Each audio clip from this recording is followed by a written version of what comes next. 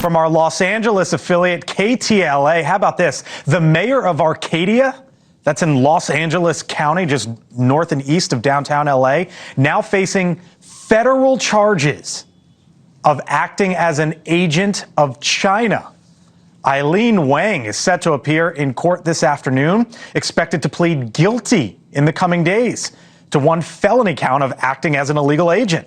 Wang faces a potential sentence of up to 10 years in prison.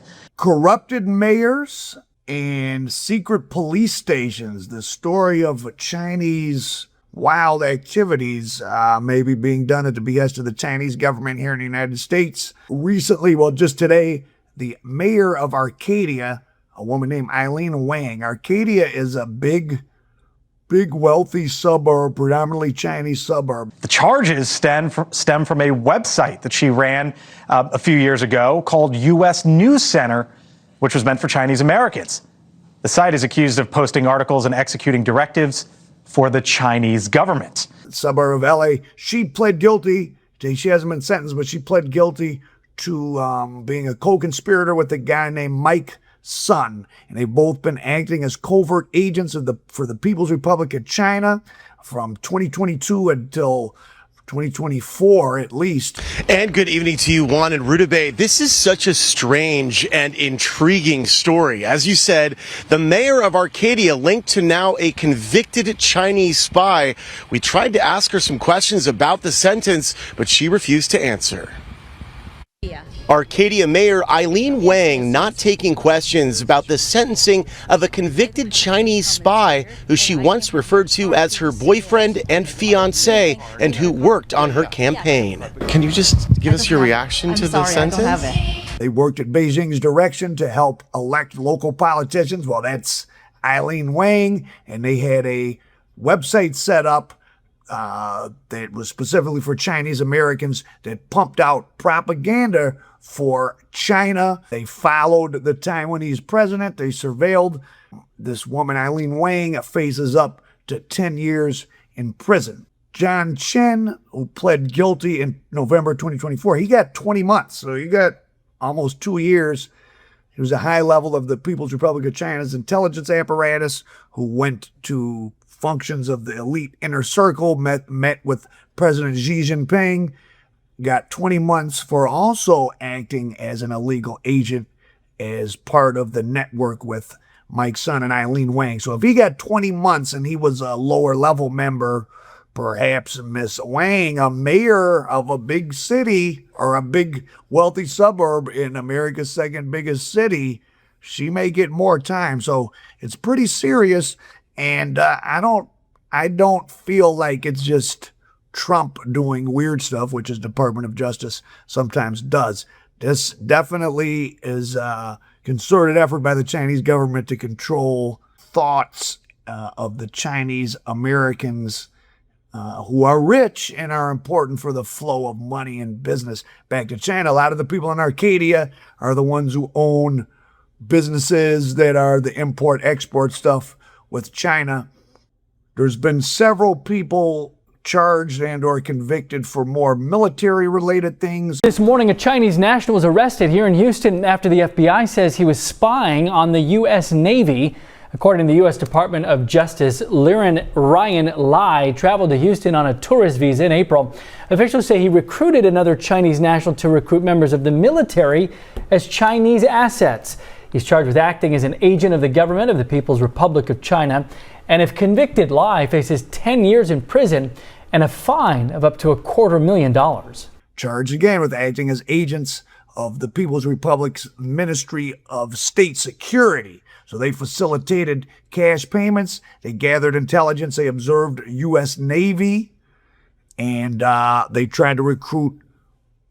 Well, they were hanging around the naval base there in Oregon and trying to meet and recruit Americans, whether wittingly or unwittingly. So even if you have a sailor that's on board a aircraft carrier, say, one low-level U.S. military guy can feed a lot of information. I mean, carrier is huge. They have 5,000 people, but if even a few of them are, if one is compromised, they could give information about movements of the ship and stuff that are secret. So again, kind of a big deal. A guy got 8 years in prison back in 2023. Ji Shao-kun, a Chinese national. He was an electrical engineering student at the University of Technology in Chicago.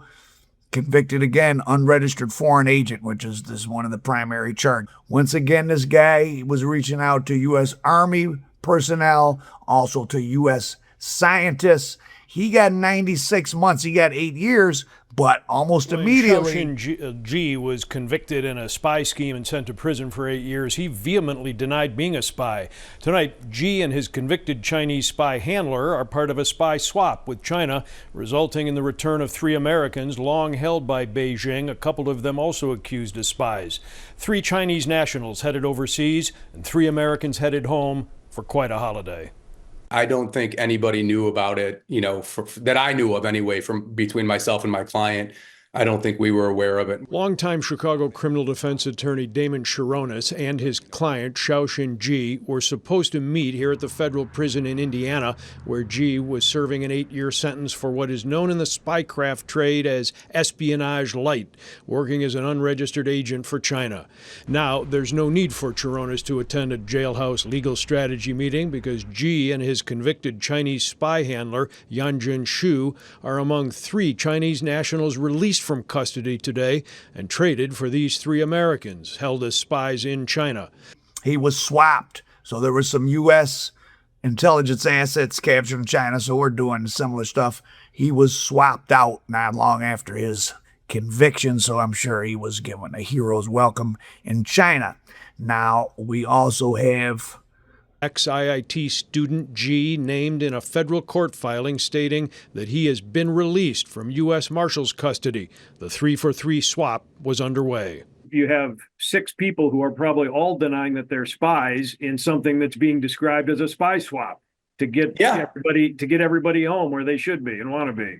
Sure, that's sort of, I think, the nature of it, right? I mean, I'm not really familiar. I read the articles today about the individuals who were being released from China, and great for them, great for these American citizens to come home to their families. One of them was sentenced to life, so I think that it's equitable.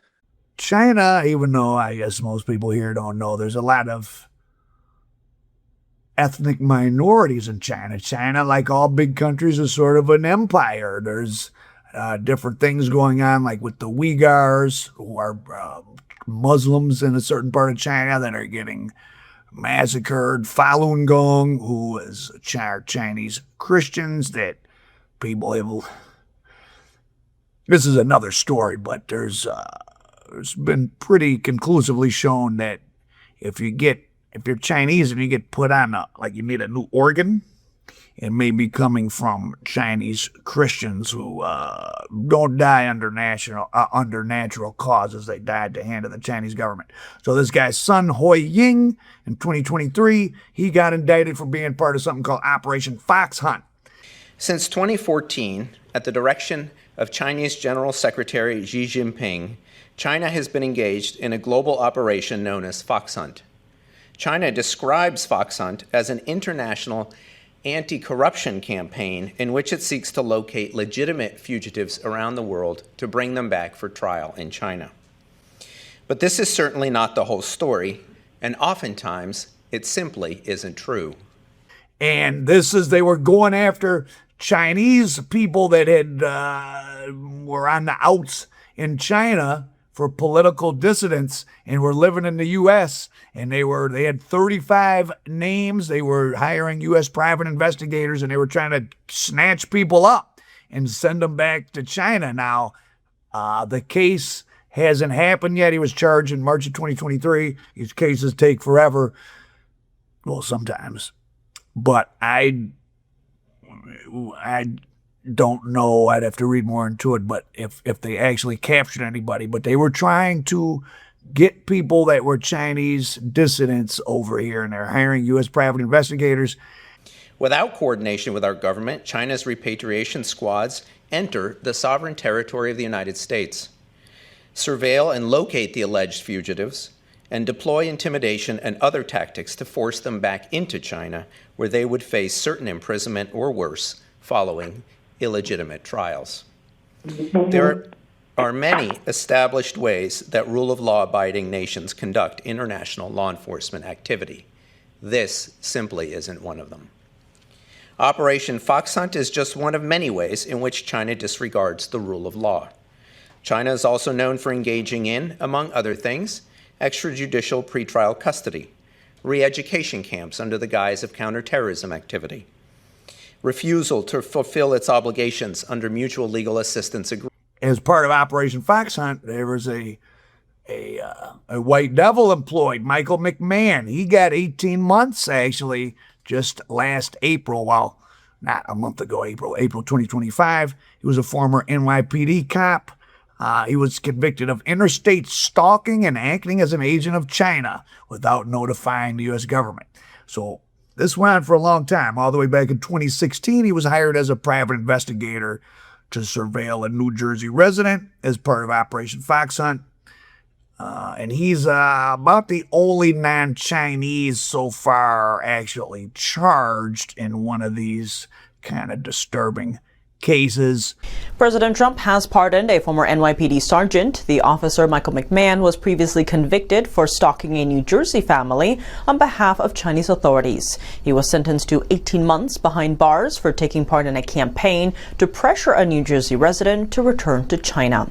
Several Chinese officials oversaw the operation, while McMahon was brought in as a private investigator. He says he was unaware he was working for the Chinese Communist regime. In a statement, a White House official said McMahon earned 75 commendations while serving the NYPD. The official also says the investigation of McMahon and his trial had issues, and that key witnesses allegedly fabricated incidents.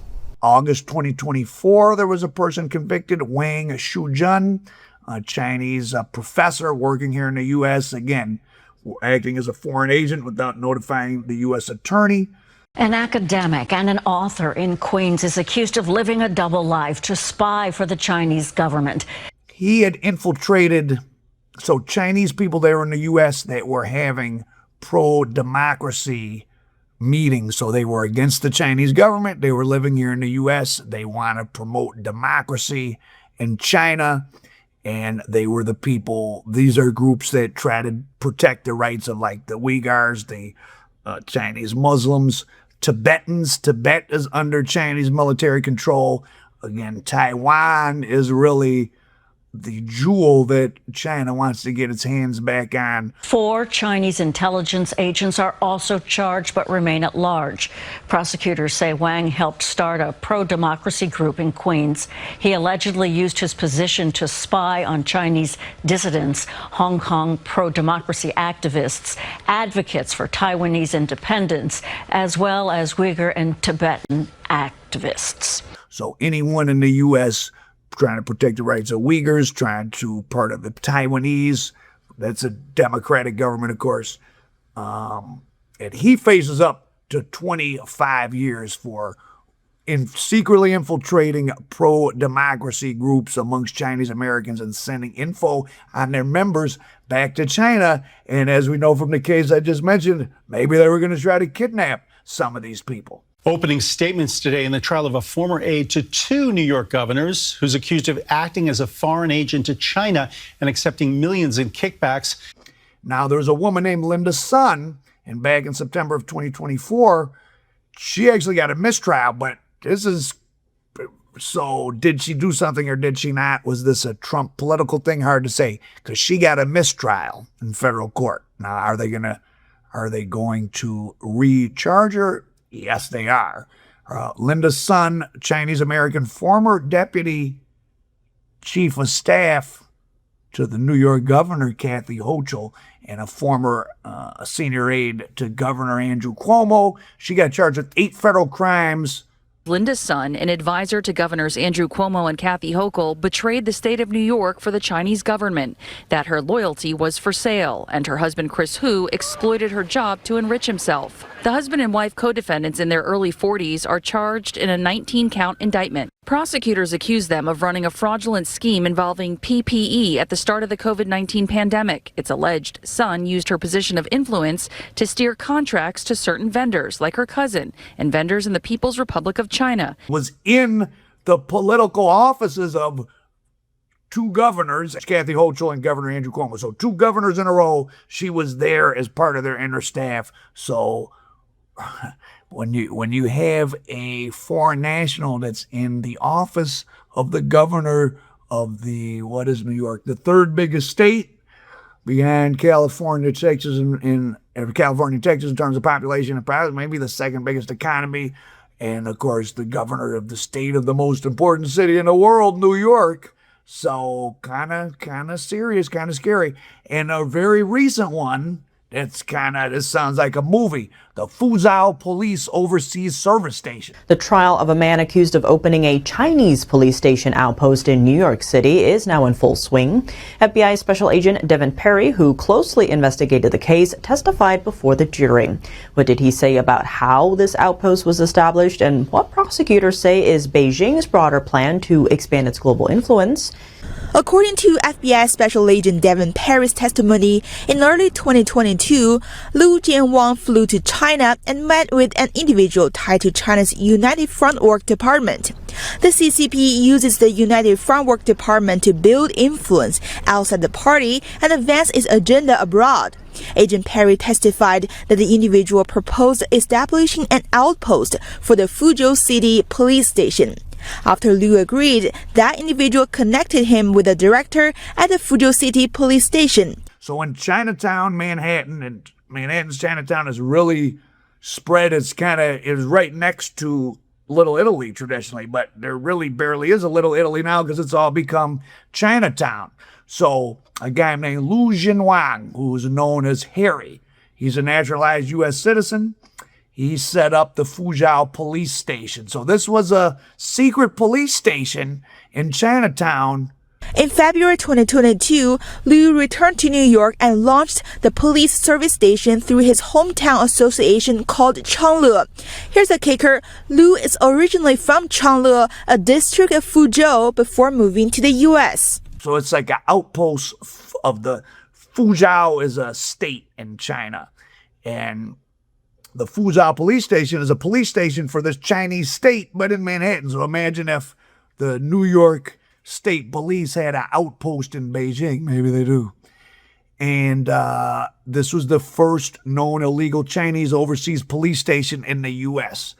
It was set up above a ramen restaurant, and American citizens surveilled Chinese nationals living in New York and sent. So they're watching anyone that's going to these, again, it ties back to these pro-democracy movements, anyone wanting to protect the rights of ethnic minorities in China, Taiwanese people.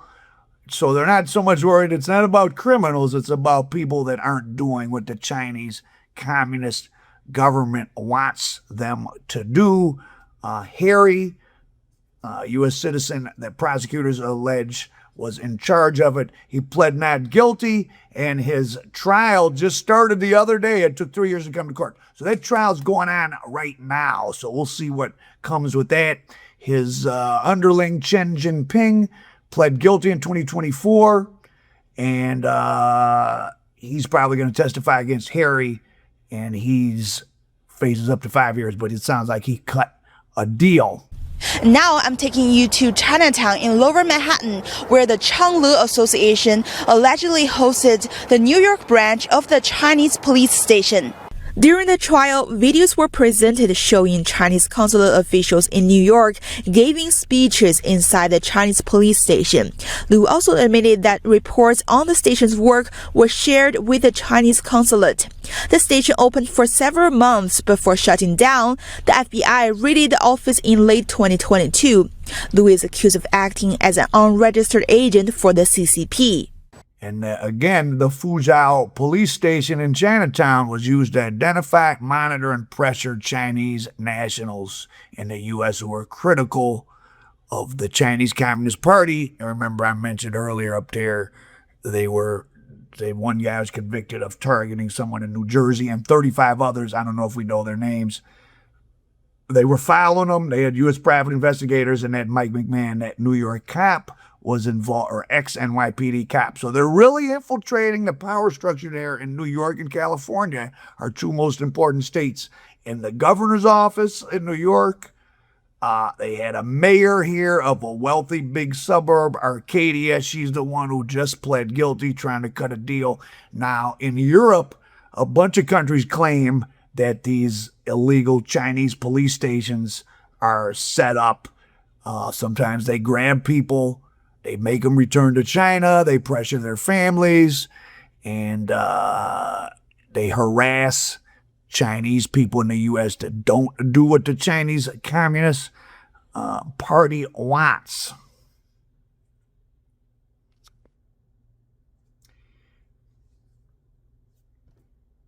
Now behind me, the building is where the Changli Association is located, and you can see the name, the American Changli Association, written in Chinese. And U.S. authorities have called this matter a national security threat, comparing its seriousness to the FBI setting up a police station in Beijing. If convicted on all counts, Lu Ji and Wang faces up to 20 to 25 years in prison. Reporting from New York City, Flora Hua, NTD News.